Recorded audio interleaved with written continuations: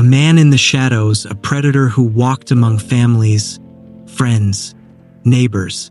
For more than 2 decades, he slipped through the cracks while dozens of lives were shattered by his brutal attacks. Police had no name, no face, just fear. But then, a minor traffic stop unraveled a 25-year mystery. And what they discovered left even seasoned detectives shaken. This is the story of one of Missouri's most terrifying cold cases, and how it was finally brought to justice. Hi everyone, I'm Ed and this is Mysterious Crimes. The year was 1988. In St. Louis, Missouri, women were being attacked in their own homes. These weren't robberies gone wrong or random break-ins. The attacker knew their routines, their floor plans, even which rooms they slept in. He waited, watched, then struck. The media dubbed him the South Side Rapist. Over a decade, he attacked more than 24 women, young, elderly, married, single. He didn't discriminate. His crimes spanned from St. Louis to surrounding counties. And still no fingerprints, no DNA matches, nothing. He wore gloves. He was meticulous, calm, calculated. What terrified investigators most was his signature. He often posed as a police officer, flashlight in hand, calm voice, authority. He'd ask to come inside. Sometimes the women let him in. Other times he forced his way. Then the nightmare began.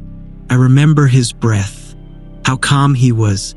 He told me if I screamed, he'd come back and kill me, said one of the victims.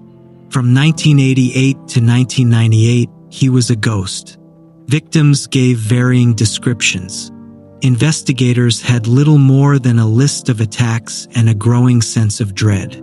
One detective would later say, "He wasn't just hurting women. He was haunting this city." In 1998, after 10 long years, something happened. Not in St. Louis, but in Daviess County, over 200 miles away. A police officer pulled a man over and requested his license and registration. The van's plates didn't match. A small, routine infraction. But when officers ran his background, something didn't sit right. They decided to search the vehicle. What they found was chilling. It was a predator's kit. Surveillance notes, a stun gun, disguises, everything a serial rapist might need. The officers didn't know it yet, but they just pulled over the South Side Rapist. He was taken into custody, but there was still no proof linking him to the rapes. Not yet. While DNA testing was pending, he was released. It was a decision that would send authorities scrambling because he vanished. He moved like smoke, always one step ahead. But his run wouldn't last forever. In February 1999, police found him hiding in Albuquerque, New Mexico. He was living under an alias with a 15-year-old girl. And this time he wasn't going anywhere. And now, finally, the mask came off. His name was Dennis Nathaniel Rabbitt, 43 years old, married, father of 2, bar owner in St. Louis. He'd lived among the community the entire time. Dennis had been arrested before way back in the 70s for peeping and attempted assault. But the system had let him slip away. Over the next 25 years, he perfected his technique until he believed he was untouchable. Back in Missouri, DNA testing from multiple crime scenes came back. The match was undeniable. Rabbitt was the South Side Rapist, the monster who had stalked women for decades.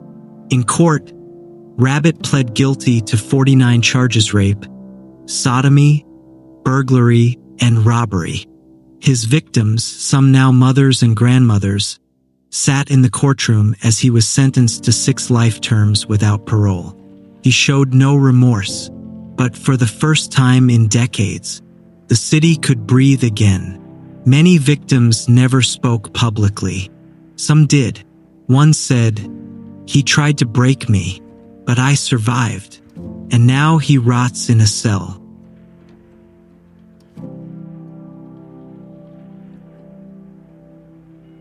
Dennis Rabbitt almost got away with it. For 25 years, he lived a lie. But in the end, it wasn't a heroic takedown or a tip-off that brought him down. It was a broken license plate and a few brave survivors who never gave up hope. This has been one of the darkest cases I've ever covered. If you want more deep dive cases like this one, be sure to subscribe, hit that like button, and let me know what cases you'd like me to cover next. I'm Ed, and you've been watching Mysterious Crimes. Until next time, stay safe and stay curious.